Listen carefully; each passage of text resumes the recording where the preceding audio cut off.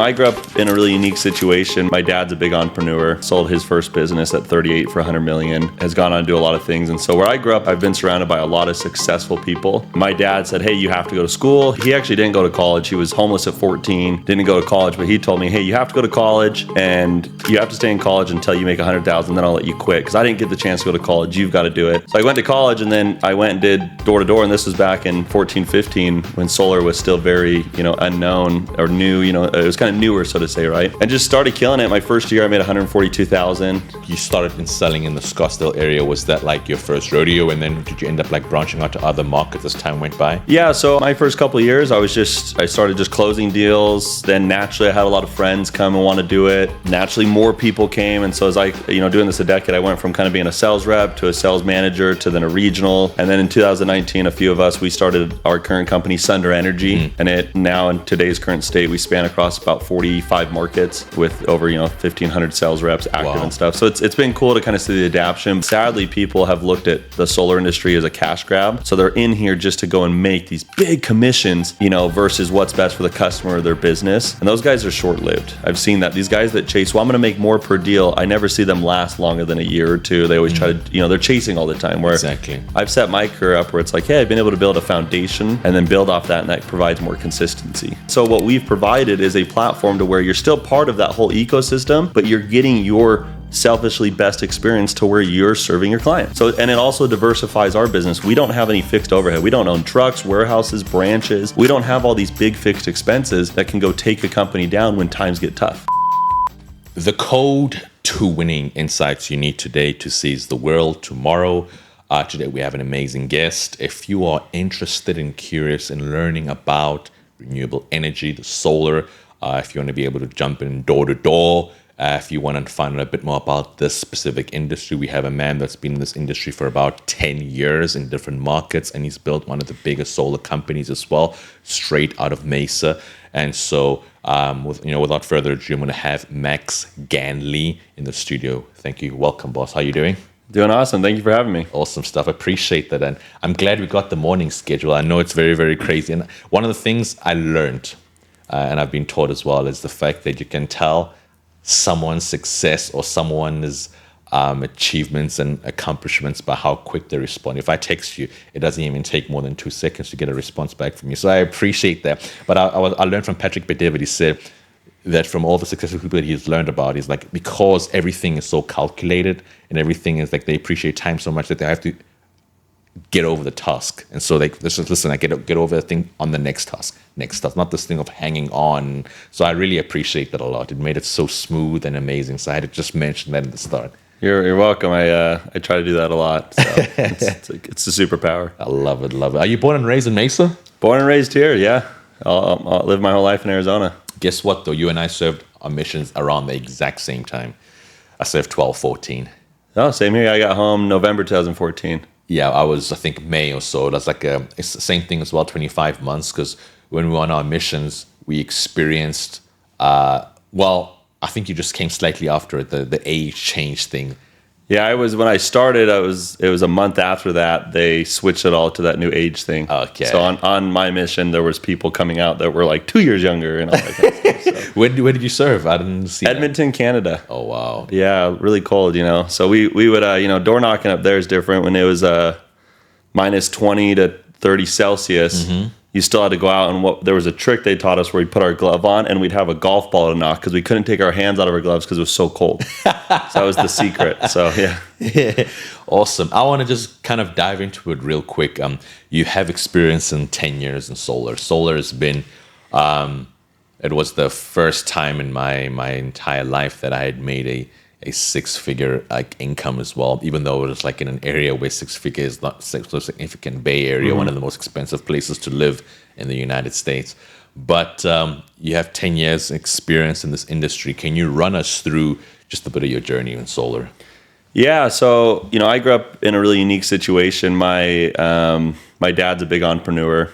Sold his first business at 38 for 100 million. Has gone on to do a lot of things. And so where I grew up, I've been surrounded by a lot of successful people. And so obviously, like we just talked about, I went on a mission. So when I got home from my mission, I was, kind of bred to go be an entrepreneur. My dad said, "Hey, you have to go to school." He actually didn't go to college. He was homeless at 14, didn't go to college, but he told me, "Hey, you have to go to college, and you have to stay in college until you make 100,000. Then I'll let you quit because I didn't get the chance to go to college. You've got to do it." So I went to college, and then I went and did door to door, and this was back in 14, 15 when solar was still very unknown or new. It was kind of newer, so to say, right? And just started killing it. My first year, I made 142,000, and that was back when commissions were $1,500 to $2,000. So it was a very different, time back then. It was like one product, one system kind of thing. So my dad's like, "Hey, you're allowed to quit." And what I found joy in door to door is it wasn't my dad calling one of his business partners, saying, "Hey, can you give my son a job? Can you hook him up?" But I found so much in door to door. I was like, I got to go prove what I'm worth. And so I love that because it was like, okay, if I want to go make this or I want to go accomplish this, I can do it. It's not my dad or his business partners or my neighbors giving me a handout. So I just started going out and doing it. And back then we didn't have the training and the concepts that we had today. I was actually dropped off in Greyhawk up in North Scottsdale by a guy in a Lexus car. And he says, "Hey, good luck, figure it out," kind of thing. So wow. Just kind of started my journey that way. It was really unique. Awesome. Now that's fascinating. I mean, and you started in selling in the Scottsdale area. Was that like your first rodeo, and then did you end up like branching out to other markets as time went by? Yeah. So my first couple of years, I started just closing deals. Then naturally, I had a lot of friends come and want to do it. Naturally, more people came, and so as I doing this a decade, I went from kind of being a sales rep to a sales manager to then a regional. And then in 2019, a few of us, we started our current company, Sunder Energy. And it now in today's current state, we span across about 45 markets with over 1,500 sales reps active and stuff. So it's been cool to kind of see the adaptation. But I'm really grateful. I rely, smart people learn from their mistakes, brilliant learn from others. And I think for me, I've been really grateful that I have had phenomenal mentors in my life. I give them a lot of credit. It's helped me avoid a lot of mistakes that I've seen people in door-to-door make financially, and so many other aspects. I've been able to just go to people that obviously are far smarter and successful than me and just be like, "Hey, what should I do in this scenario?" And it's helped me kind of stay on a path that's been very successful. I love that so much. What was different back then? I know obviously when I did solar, there was a whole setter, closer, self-gener in trying to find your way between there and build a team. So in 2015 or 2014, like around that time, what would you say was slightly different compared to like how things are right now structure-wise? You didn't really have all that. It was just kind of go eat what you kill. It was all self-gen, we call it. You not close your own doors. Just kind of go out and make it happen. I will say the market penetration was way less. Not as many people were in the solar game then, so to say. You didn't have the tech we had today. We didn't have the 10 different products. Batteries weren't even a thing. So it was very just, simplified back then. Mm-hmm. But at the same time, you didn't have that. But the industry evolved quickly the first couple of years. All of a sudden, you saw companies start to kind of create, similar to what Vivint and some of the big door-to-door companies have, kind of the culture, the competitions, all the systems you need to adapt and stuff, because solar started to just take off kind of thing. No, and one thing I did notice, when we were there, the first 2 years were relatively very, very good. The third year, that's when they implemented the NEM 3.0. And so it hit us real hard because I remember getting some guys that were there. The commissions went from absolute luxury because, one of my closest, like one of my biggest deals the year before was a good, like, over 20,000 was like an Asian woman by Cupertino, literally like same street as like the Apple headquarters. She just she had like 54 panels, even I think more than that, filled up the entire roof. So like stuff like that, which was a self-gen, was like something so rewarding. And then like NEM 3.0 was like a way where it was just, it pretty much was not the best experience. Did Arizona implement the same thing? We haven't had net metering since 2017. Okay. So we've kind of been, Arizona's a tried and true, like, brute of a market, and sadly, it's very unfortunate. I'd say a majority of people don't educate themselves enough of how to sell correctly in Arizona. Mm-hmm. We come across a lot of deals, like now kind of in Arizona, I'd say 90% you need to be doing batteries.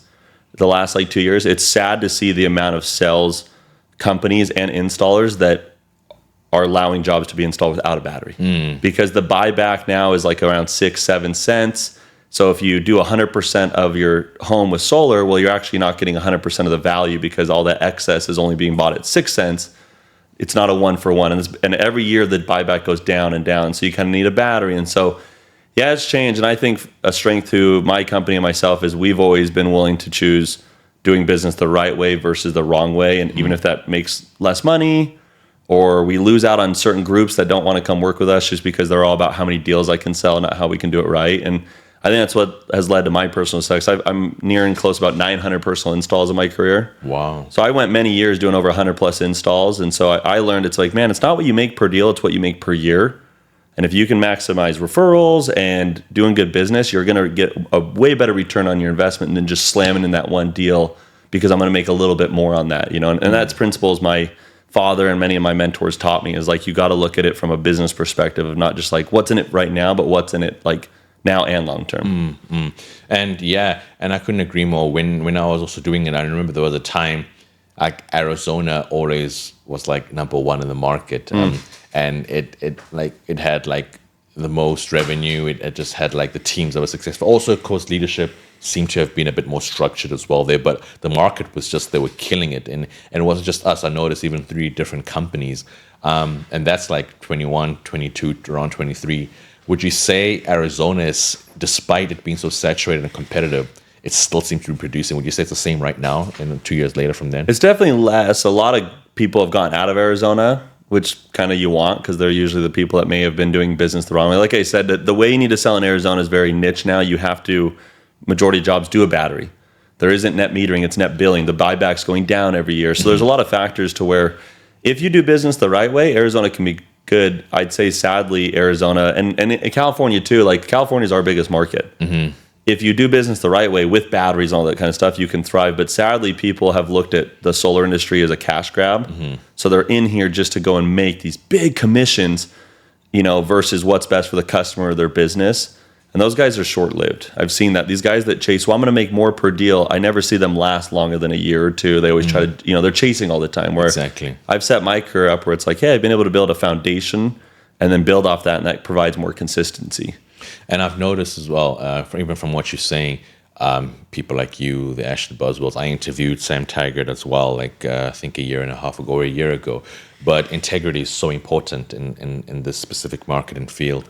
I feel like solar specifically has inherited like the pest control douchebags over time. Well, and here's the truth too, is everyone in the industry talks about doing right by the customer, but isn't it interesting how majority of installers don't check jobs? So like you and I, we could go sell a job today and put panels on whatever roof and do whatever offset. Majority of installers, and it's kind of a call out to a lot of installers out there and sales orgs, they don't validate that deal. We do. We when we sell a job here, specifically in Arizona, if the usage isn't put in correct, we deny it. If you aren't doing a battery, we'll reject it until there's a reason. So like everyone talks the talk in this industry, like, oh yeah, we're customer first. Well, then why do you guys let any kind of system be installed? Why do you let any kind of sales rep sell for you? Because all these guys really, the motive behind what people really say is based off their actions. And we've noticed, like at our size, we're one of the very few sales organizations that I know in the industry that actually will check jobs on the back end to make sure that the information all lines up. But yet people don't do that, but they always want to talk about how they care so much about our customers. But it's also a big reason why the industry is getting such a bad rap, because these guys are like, oh yeah, we're very big about our customer. Well, then why do you let this company sell for you? And we know they're putting panels on the north roof, when everyone knows doing a system on the north roof, especially in Arizona, actually is worse than better for the customer. Yeah. So I always think through that stuff. No, I agree more. I mean, I had so many bad experiences with some installers like Core Energy. I don't know if you've ever heard of them. My gosh, like the nice thing is that they installed super quickly, but it's like at what cost? Yeah. You know what I'm saying? Like the unprofessionalism, they just slap roofs up. Sometimes they damage the tiles up there. Like it's one of those things where it's like a fast, and that's why they went down and under, and I also knew like the owner as well. But not to like mention that, it's the fact that when you mention the whole back office thing, I think it's important because it's actually caring about the customer, because many people speak it but don't actually do it. It's all about the money at the end of the day. So. And the main check is, what do they do when the job is sold? Majority of installers currently, when a job is sold, they will just continue to progress every job. Very few companies, sales org and installers actually will validate deals and be like, hey, does this homeowner actually use this much power? where are the panels placed and will it produce right? Because here in Arizona specifically, you have on and off peak times. So during, the afternoon, it's more expensive. Well, if you put solar panels on the east, where's the sun at 4 p.m.? It's on the west. But yet a lot of guys will install a system with panels on the east. Installers claiming, oh yeah, we're big about the customer. Why are you letting your installers put panels on an east roof when you do need some on a south or west to offset the peak times, right? It's just logic, but yet these people don't think like that, right? It's sad that sales guys are like, well, I just don't care because I just want my job installed so I get paid bank, bro. It's just like, it's a really bad mindset in my opinion. I couldn't agree more. And then are you guys your own installer or you okay? No, so our model is very unique. So we've gone down the route of using a single installation company. The last almost 2 years, we now we contract out to more local regional installers, similar to every construction, right? Okay. There is no one big, construction company. What we found, we're what's best for the customer and rep experience, and we've just found our company, we are the big box sales engine, right? Sunder, my company, we handle all the culture, the growth of sales. And then in each different market, we use a more local regional installers because every market's so different, right? Arizona permits and AHJs are completely different than Maryland or Texas. And so it's been unique having to figure out how to tie all that together. But also it's been a huge blessing. We have found that our customers and reps have had a way better hands-on experience because when you use a more local construction company, they're a lot more hands-on to giving a better experience because they know their market. Similar to if you and I build a home in Arizona where we fly to Florida, we're not using the same home builder. So that's kind of our approach to it. We've tried the big box, one construction company, one thing.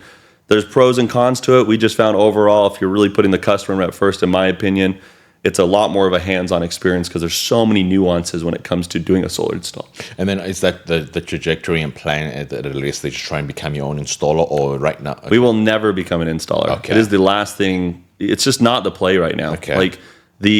And this is where sales guys don't have respect for installers. It doesn't matter the size.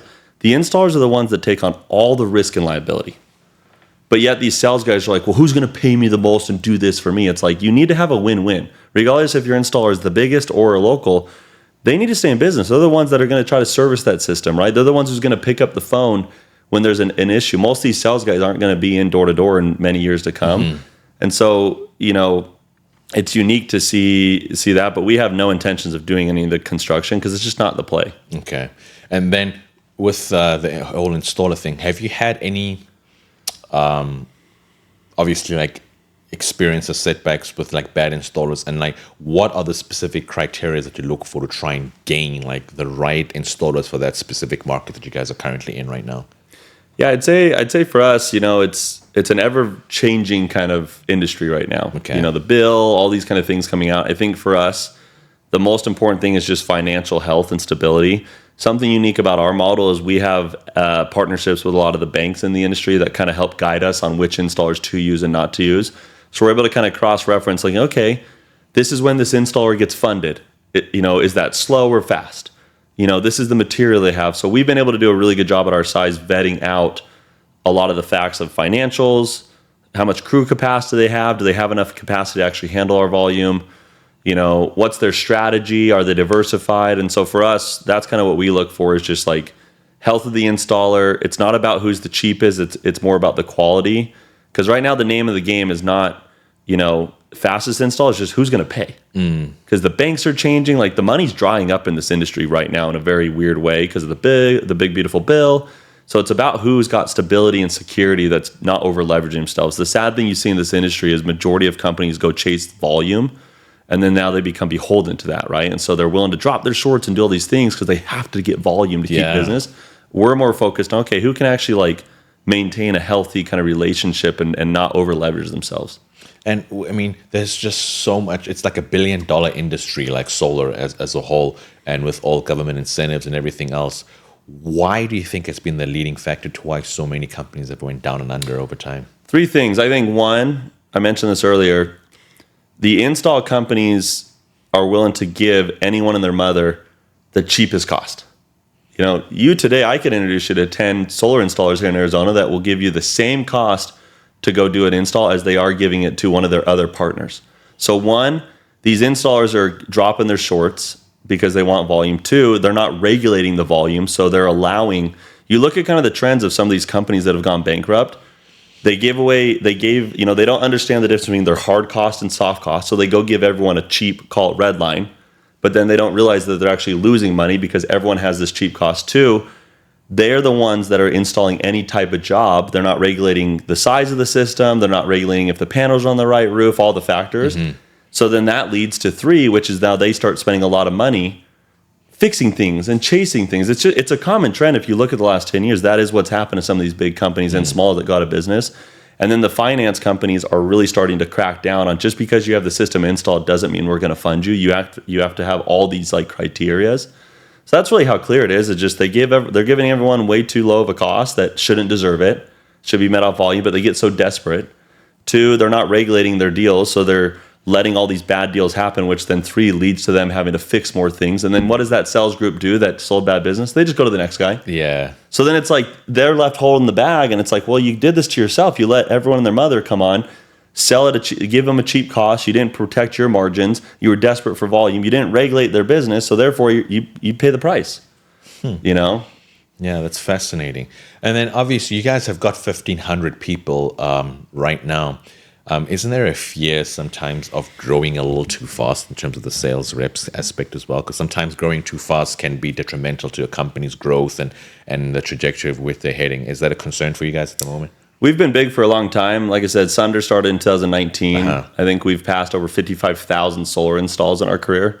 So we've done it a big. I think it comes down to just, you don't manage people, you manage systems. And I think we've created really good systems. We have a tech platform.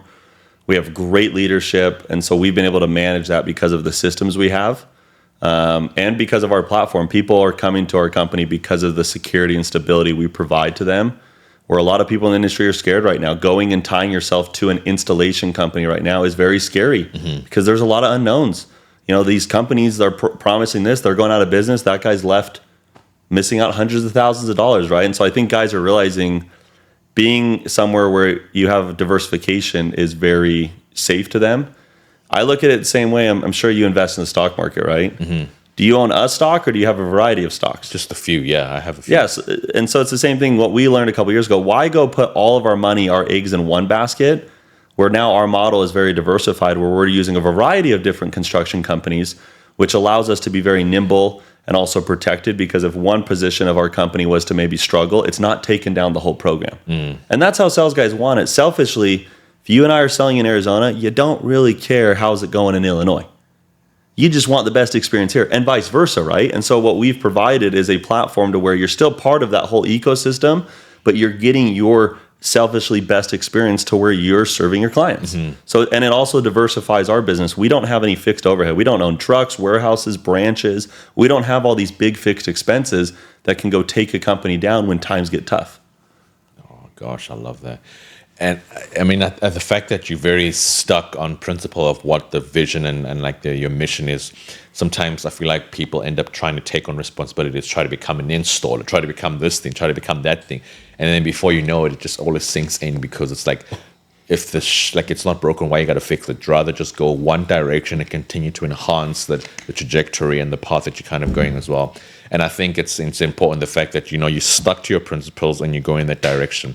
However, what are some of the things that you are doing right now to try and prevent the company from going down like most of these companies that have in this industry?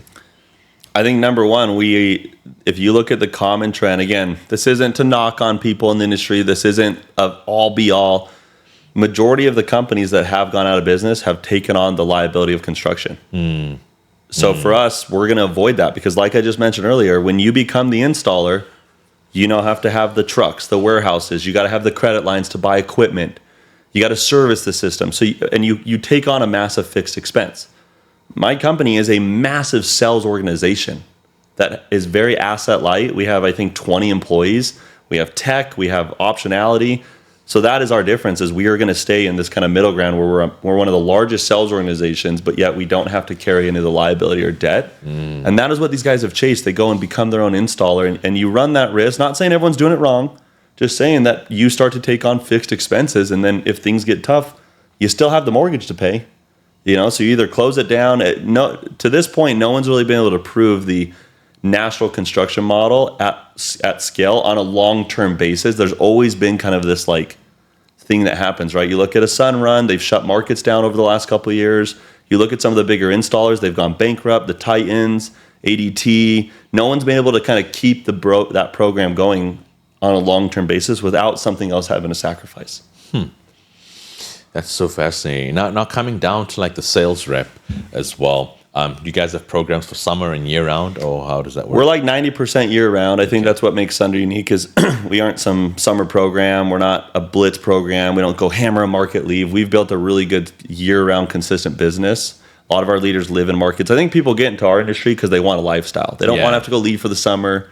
Some guys do. We do have teams that do that and stuff, but we've been very heavily based off, hey, you live and work where you are. You have a lifestyle. Go home to your kids at night kind of thing. That's truly why I got into solar. I didn't want to go leave and go do alarm cells over the summer and leave. I was like, man, if I can do solar, I can make the money I need to make where I live and still have that lifestyle. Yeah, and I think that's what also worked as well for me, because I did like 2 years year round, and obviously that's where I got the most success, because as much as we hammered that down in like the summertime, like the year round was a bit more scheduled, like, and so you treat it like an actual job. You go out there for the hours there, a career, and it's way more efficient. It's also a good time, which is less stressful, so you can see it around like those customers, the referrals. You work a little smarter, you find strategies, and you become a bit more useful. But at the same time, summer, because you're in a structure where it's like an office base, can also just like be a quick like injection of boost for you as well. But which kind of leads to like, and if you do a year-round thing, how do you prevent burning out? I think it's a marathon, not a sprint. You know, would I love for everyone to go work 8-10 hours a day? Sure. I think the reality is it's all about scheduling and having a plan to where you do create this like a career, having kind of your schedule where you know when your times to go generate business, your times to close business, your times to train. So I think it's more of a marathon versus sprint of having that kind of consistency of a schedule. You know, when you're in a competition, go hard. When you're not, you know, live that kind of lifestyle, go on those vacations kind of thing. Is kind of the thing. But I think also being somewhere, people want to be somewhere where they're around others doing more than what they are currently doing. So I think Sunder's job and many great companies out there create a culture to where people are part of something that helps them feel like they're working towards something bigger all the time, so that they continue to drive forward and all that kind of stuff. That's amazing. Then what would separate, like, I mean, you've done on average 100 or more installs a year in like the 10-year span. What separates like those sales reps that make 100 compared to those that are like in the 20 or low? Because I mean, all the information is there, and like the same pitch and everything. What separates those elite from like just your average? Because 20 is still like a good like amount considering like how much it gets paid, but it's nowhere near the level and standard of like those that are doing exceptionally well. Yeah, I'd say this isn't just in our industry; it's in life. The two biggest traits I've noticed, besides all the cliche, work hard, all that, you know, but the two main things that I'll say that's different is successful people in this industry, they know their KPIs, key performance indicators. If you talk to any of my great leaders I work with, they can tell you exactly, if their goal is 3 deals this week, they can tell you exactly, reverse engineering. They can tell you if they need 3 deals, they can tell you how many people they need to sit with. They can tell you how many appointments they have to set. They can tell you how many homeowners are decision makers, and then they can tell you how many doors. So anyone that's successful in anything knows their KPIs. And in our job, that's what I learned from my mentors early on. I take the emotion out of it. Everyone's so focused, oh, you got to work X amount of hours. I don't care about the hours. The hours are a byproduct. If your goal is to go knock 200 doors, how many hours does it take to knock 200 doors? You know, 10, 12. So see, a lot of guys are like, but your emotions play games on you. If you're like, man, I've been out for an hour, I need to go home. I think the fatigue for me, it's like, no, if my goal every day is just to talk to 10 decision makers, well, if halfway through I'm like beating myself up and I'm like, oh, I'm only at 5, I'm winning, I'm halfway to my goal. When I hit 10, I'll go home. So I take out the emotional thing of the hours. But I'd say number 1, they know their numbers. And number 2, if they know their numbers, they know their steps to everything they do. They know their steps to the door approach, the close, and this is any career. Every successful person I know, like, did you play sports growing up? Yeah. Is there a single professional athlete that you know that doesn't know their metrics? Impossible. Especially the more you become like semi-pro and professional, like it's just everything is just. Yeah. LeBron knows exactly what his free throw percentage is. You know, so again, reps and even people in life, one, they don't track their numbers, so they don't track their stats of, you know, when performance is measured, performance improves. So they don't track their performance, so therefore they don't know what to improve, and then therefore they don't have steps to each of the things they're doing. If it's door to door, they don't have their steps to the door approach. They don't have their steps to maybe their closing process. So therefore, it's like those two go together. You track your numbers to then identify if you're skipping a step. So those would be my two things. Is that's what I've noticed the difference is. For me, did I go knock 30 hours a week? No. I just figured out my numbers and said, okay, if I want to do 100 installs, I need to sell this many. I need to do, and I just reverse engineer and just stuck to that every week. And it just made it really easy. And it didn't burn me out because I was like, oh, this is easy. And then consistently led to excellence to where out of every 10 homeowners, an average person should set one appointment. Well, if you consistently do something, it leads to every 10 homeowners, 2 appointments. So the reason I was able to go do high numbers and a lot of leaders I've worked with do more numbers is it's not that they increase their work time on the doors. They just increase their productivity by consistently sticking to that, which made them more effective. Powerful. And I think it was Malcolm Gladwell that spoke about the doctrine of the 10,000 hours as well. And consistency, as you mentioned, like obviously leads to excellent. The blueprints are there for people that have been successful. You mentioned LeBron James, Messi, Ronaldo, all these like professional athletes that are just so good at what they do. Serena Williams, Tom Brady. Everyone knows success comes from consistency. Why can't people just maintain that level of consistency, especially like in the door-to-door industry? Harvard did the study of the reference group. It's all about who you're surrounded with. I think that is why you look at, in door-to-door, guys chase the dollar. So they're always been like, well, if I can go get paid more per deal, I'm going to make more. Well, it's not about what you make per deal. It's what you make per year. You look at Vivint. They're kind of the crown jewel of door-to-door back when they were at their heyday of alarms, right? More people made money at Vivint in door-to-door back in the heyday than they did going and being their own alarm company. It's the same principle in solar. I've done this 10 years now. I have seen so many guys go be their own little solar company, and I've never seen any of them actually out-earn majority of the people that are plugged into a sales program over consistency of 1, 2, 3 years. Because again, I think the secret is you need to have a reference group. You need to have those 5, 10, or in our case, hundreds of people. And this is a shout out to some of the other big sales organizations too. The companies that can create a reference group of that is what helps people go be more successful. But sadly, and I'm different. I grew up with big money. My dad's wealthy. I grew up around people. So I saw early on principles of success. Yeah. Sadly, many people getting into solar, when I ask people, most of their parents didn't even make 6 figures. They don't know what it's like to go be a millionaire. For me, that's all I knew growing up was like, I look at my dad, I'm like homeless at 14, didn't go to college, the guy's multi-millionaire. I look at my neighbor and I'm like, okay, these guys are great human beings and they have a ton of money. What principles do they apply? So that's all I took is just applying that. But what I learned from my dad, especially, is my dad didn't make all the money himself. He's telling me all the time, he goes, Max, I would have made a 20th of what I made if it wasn't for my business partners. My dad made a lot of his money in the internet boom. He is not a tech guy. He is a sales guy, but it's all about that. So that would be my answer is it's all about your reference group. I'm always willing to give a little bit here to gain more here. Half a watermelon's more than a full grape. Powerful. And so for me, I've always been luckily trained early on from the people I have in my life to focus on being with the right people, with the right platform, because the byproduct is half a watermelon is more than a full grape. And financially, it's done wonders for me and many of the guys that I've worked with. And that's why Jim Rohn said you are the average of the 5 people you hang out with.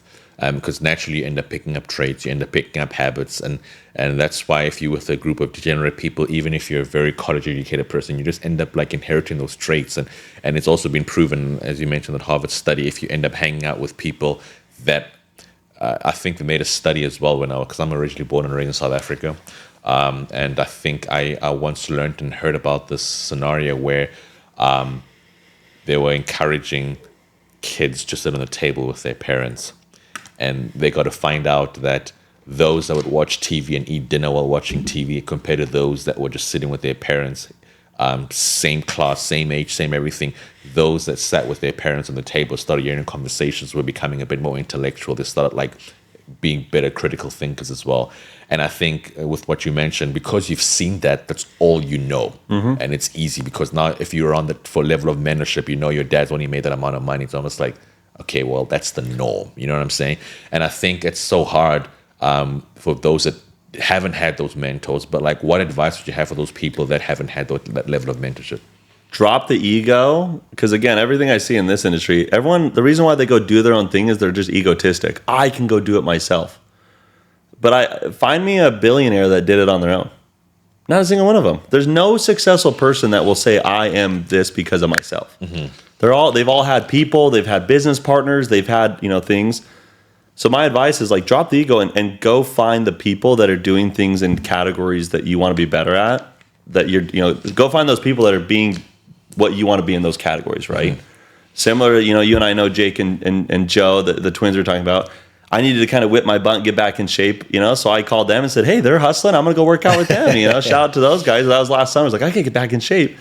It's, again, the drop the ego, right? Like, I'm older than them, all this kind of stuff. No, dude, I don't care. They're freaking cool. They're going to help me, right? So, again, people are so short-minded in this industry. They think about, well, if I go sell this one deal, I can make $2,000 more on this one deal if I'm by myself.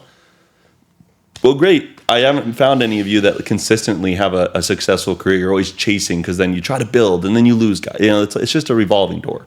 Yeah, when you said ego, I couldn't agree more. And I think it's so hard because it's given door-to-door such a bad rep. And that's where I learned most of, like, I've always been an extrovert. I've always been a person. I mean, I did 2 internships in New York. I got a full-time offer there, ended up declining it to try and like follow the pursuit of like being an entrepreneur.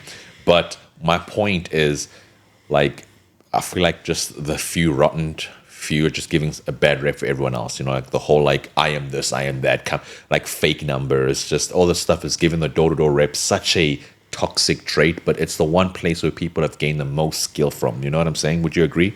Yeah, I wish. It's funny as I talk to people. I've been in it 10 years, so I started when commissions were 1,500, 2,000. Now they're 7, 10, right, 6. The sad reality is most people got into solar the last 5 years, so all they know is big commissions. Exactly. So sadly, and I hope a lot of those guys will kind of wean out as this bill comes through and they'll change a lot of things. Ohm's Analytic, which is a big kind of analytical data thing for residential, says they project a 60% volume production if this bill goes through as is and stuff like that in solar. But you look at it and you're like, yeah, majority of the industry right now is made up of guys that got into it during COVID to go make bank, bro, and aren't really thinking about and don't know how to run a business. And that's the thing is we've cultivated this culture in our industry. Anyone can be a business owner because, like I mentioned to you earlier, you could call any installation company and they'll let you be your own sales company. So everyone has this ego, like I'm a CEO, and it's like you've never learned business or ran a business or around people in business, but because this installer said that you can be your own sales company, therefore you have this entitlement of it. And I've never been lured by that because I'm like, if that was going to make me the most per year and my guys, I'd do it, but I never have had that thought. Money's a byproduct to me because of how I grew up. I'm always going to make money, so I'm going to focus on other things that matter more, where then the byproduct becomes more money. And it's crazy that you mentioned that because unfortunately, I think another driving factor for this is social media, because there are so many of these gurus that are out there, and half of them are, in fact, not even half, but a large majority are just so phony. You know what I'm saying? And that's why I'm saying it's been such an enlightening thing being with the twins, because they've been making me work out every single day. It's been the first time I worked out for like 5 days in a row. We're going on 6 as well. But like, I feel like we're losing the plot of like just genuineness of people, because social media is painting a thing of like the figure, like, hey, I make this amount, and you just take what people's words are saying. And I think it's just the sales bro culture. I just wish it would just die out. It's just giving the rep such a bad name, whereas door to door, it's got some of the best people I've come across ever. Would you add on that as well? My dad did door to door. Didn't Mark Cuban do door to door? Yeah. Door to door is, I think it's cool. Everyone wants to be a business owner. Door to door is the best way to be like entrepreneurship on training wheels. You can basically be your own entrepreneur. We're 1099 and fail and not lose your business. If you think about this week, I could go out and, because what do business owners have to do? They have to generate their own business.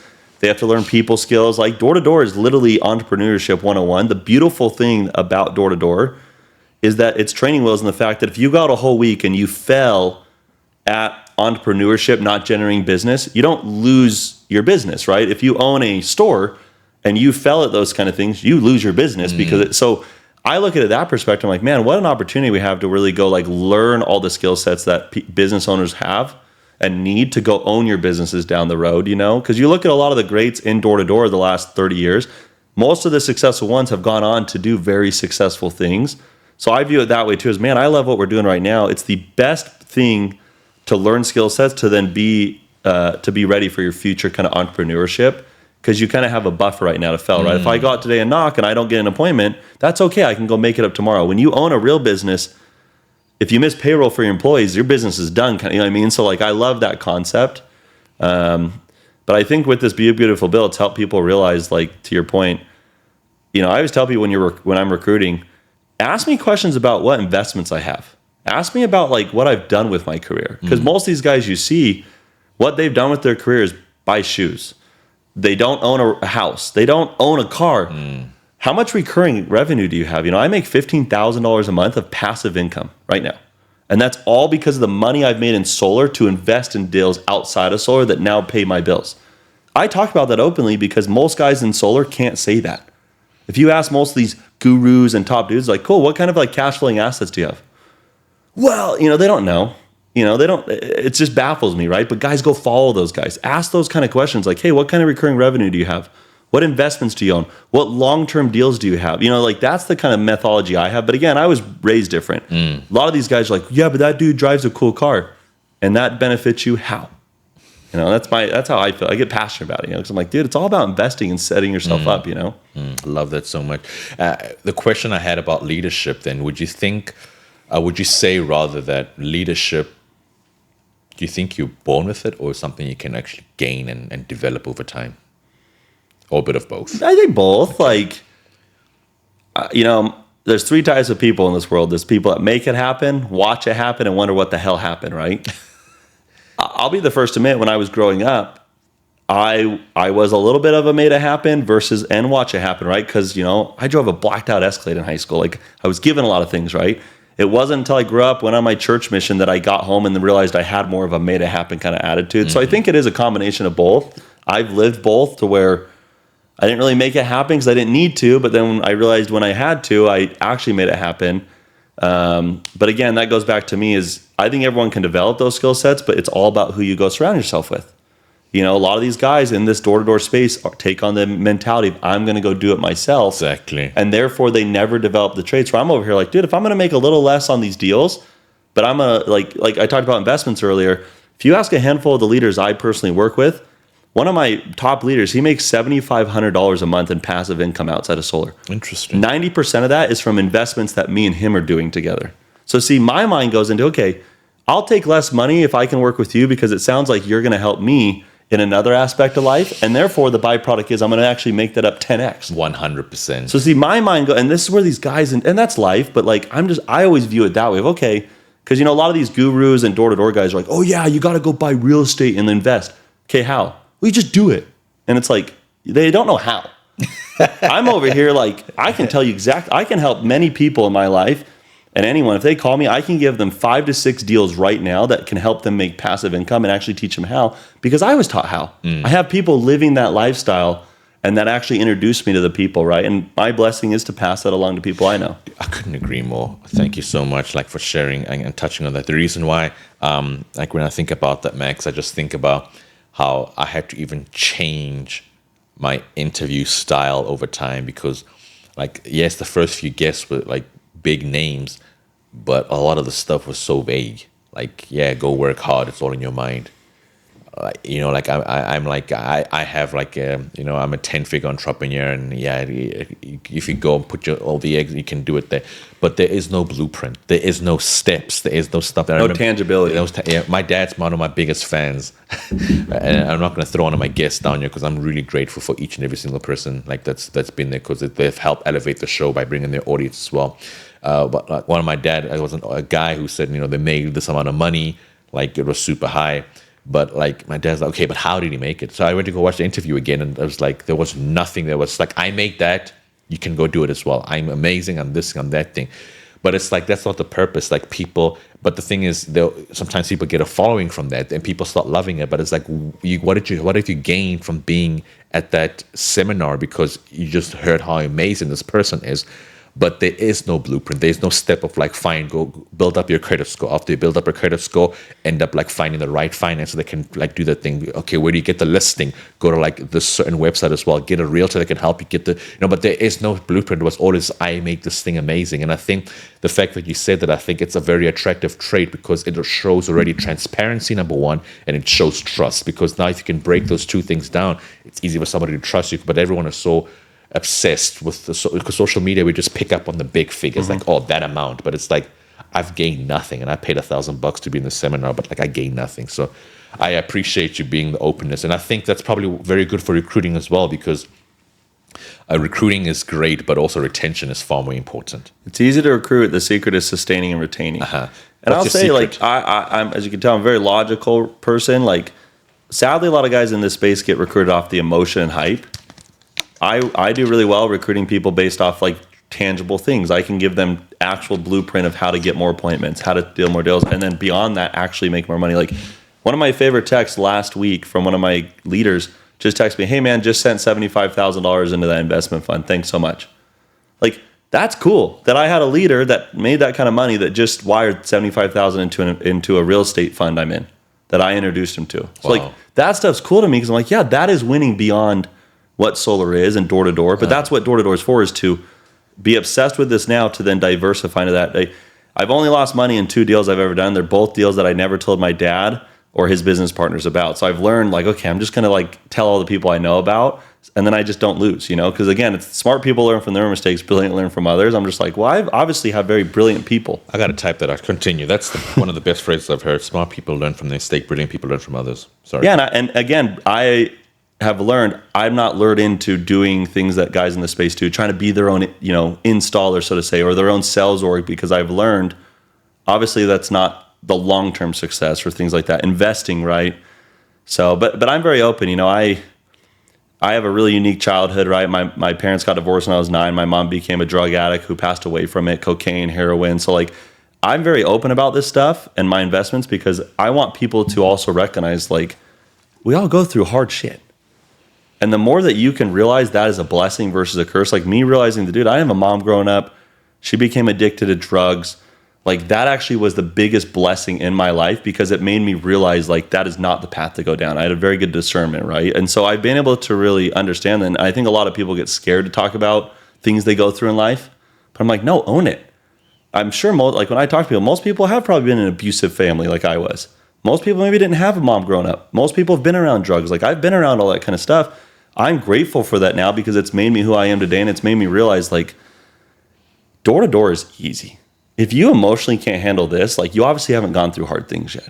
For me, I'm over here, when I was knocking doors a lot, I would be like, you know what? Am I going to let that person that just yelled at me dictate my life when I over here had my mom leave me, die from drugs? Like, you know, I get real about it, but I'm like, this ain't nothing. Like, I can keep knocking doors if I can deal with this. And so I always tell people too, like, buy it, you know, rely on the things you went through too. We've all had our experiences, right? I'm sure you've had your childhood, and people here think about those things often and how that, you know, that's good in a sense. We need to go through hard things to get to the good stuff. Are you LDS? Yes. Okay, because I was going to say the best part about our faith is understanding that, like, these trials are good for us to actually gain the testimony and draw closer to our, like, a higher being, our Heavenly Father as well. And I think one of my mentors also mentioned that, like, life does not happen to you, but it happens for you as well. So when you mention all this stuff and you think about Think and Grow Rich, every single person that has reached that level of success came with a lot of scars, pain, anguish, all the different stuff, because throughout that marathon, they built that character of who they are as well. And that quote, I'll say that you taught me that quote, but that's a very, very beautiful quote. I was like, what did he say early on? And then you mentioned it again. I'm like, I'm sorry, I'm going to take out my phone and type that out. And it's like my mom. I learned from my mom of all her mistakes. You know, brilliant people learn from others. I learned from hers that what she was doing was not right. So therefore I thought, okay, I'm not going to go do drugs. I'm not going to let that be my out from all the, you know what I mean? So that, again, I look back at my life and I'm like, man, that is true. Is like, that's why you need that reference group and you need good people, because people, you can't put a price tag on that, right? When I have recruited people, I'm like, I don't think they can put a price tag on the amount of money I can help them make outside of solar, which actually makes up maybe giving up a couple $100 on a deal. You know, if I can go make them a couple $100 of cash flow, that's worth way more, you know, things. So yeah, I love that principle, because that's how I view life. And what I always look at people of, okay, what can I learn from you that's good and bad? And the bad, I'm gonna discern it. I'm gonna realize, do I do it or not? You know, and what's the outcome, right? I look at my mom when she died. You know, as I mentioned earlier, my mom got half the money my dad got millions of dollars. When she died, she had $32 in her bank account. That's so sad. She lost everything. We had a 10-acre horse ranch in Scottsdale, 60 horse. Like she had everything. She could have just been set. So logically, I looked at it and I said, man, this beautiful woman is dying right now.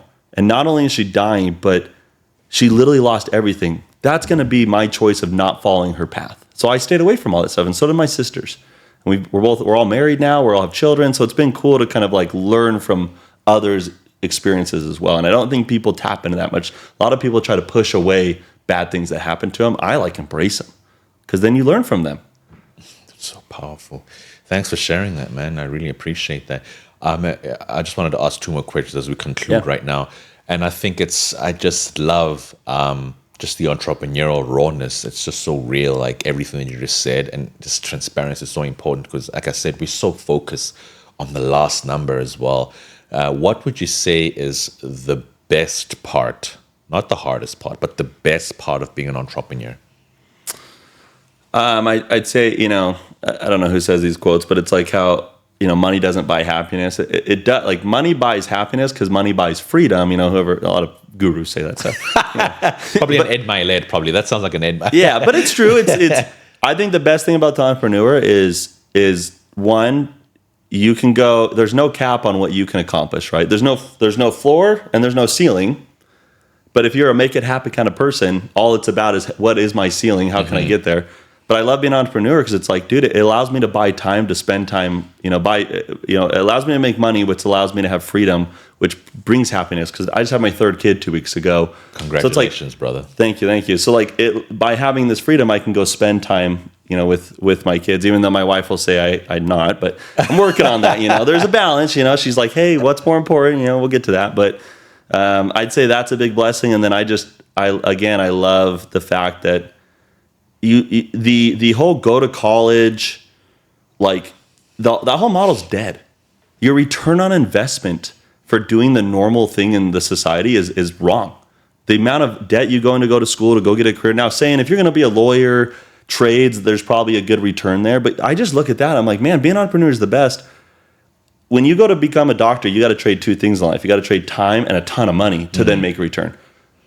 To do what we do, again, this is entrepreneurship on training wheels. All door-to-door is asking you to do is just trade your time. And then your return on investment is a lot quicker. You can go make doctor money in 12 months, where doctors, it usually takes them 10 years. So I've always loved entrepreneurship and specifically like door-to-door because I can go and just trade time. I don't have to trade money to then go make my return on investment in 1 year versus having to then wait 8 to 10 years. That's so powerful. If that makes sense. No, that's perfect. And then because the podcast is called The Code to Winning, I always ask people this towards the end because it's obviously insights you need today to seize the world tomorrow. Everyone's got a different definition of what winning is. And I mean, with all the golden nuggets you gave, I don't know what the heck you're going to answer for this one. But like in your opinion, for Max Ganley, what does the term winning mean for you? Again, I'm very systematic. Winning to me is being dialed in on your KPIs. So knowing what your key performance indicators are. Number 2, it's then having a process to anything you're doing. Even if it's not door to door, what are the key steps that you need to be focusing on? But then using the numbers. So here's like its example is like I teach reps this. If you knocked 400 doors but only talked to 20 homeowners, there's a key identifier that you clearly are either knocking at the wrong time, right? If you knocked on 400 doors, you did door to door, you should talk to like more than 20 homeowners, right? Well, see, what that should tell you is that, okay, I'm knocking at the wrong time. And most of the time I go talk to that rep and they're like, oh yeah, I went and knocked from 10 to 2 p.m. And I think you did door to door. Is that a productive time to knock in a normal like suburb?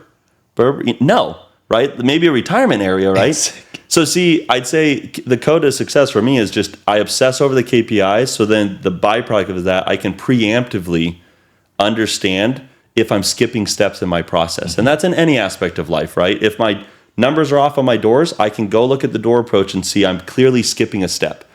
Majority of people you ask in life, they can't tell you what their steps are. So like most people in door to door, I ask them all the time, tell me your 5 steps of your door approach. They can't do it. When you can simplify, you can testify. Learn that in the mission.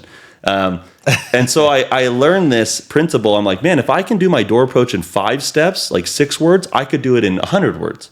Most guys, though, don't do that. They don't track their numbers to then identify, and then they don't know their steps, and then they don't cross-reference it, right? And it's just, to me, I'm like, why not? It makes it so easy. So that would be my answer to you is, again, it goes back to those two principles is obsess over knowing your KPIs so then you can preemptively avoid mishaps. Because you and I both know, you've interviewed a lot of successful people. Most will tell you the reason why they don't reach their goal is they slightly get off the path. It's like an airplane. If it goes from, like, do you know this answer? If you take a plane from LA to New York and it's off half a degree south, where does it end up? From LA to New York, it'll probably end up like in like a different city or country as well. It's like down in the Bahamas. Yeah.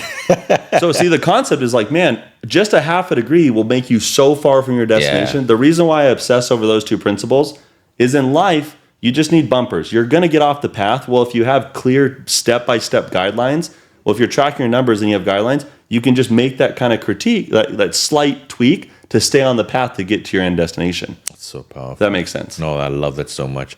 Max, if you could let our guests know where they could get a hold of you if they want to try and jump into solar, or even people that are within Arizona or any other region as well, where they could go if they want to buy solar as well. Can you let our viewers know? Yeah. I could be better at this social media. Max Ganley is my Instagram. I'm private. You can follow me. I'm not a big solar guru. I don't post a ton. I'm trying to get better at it.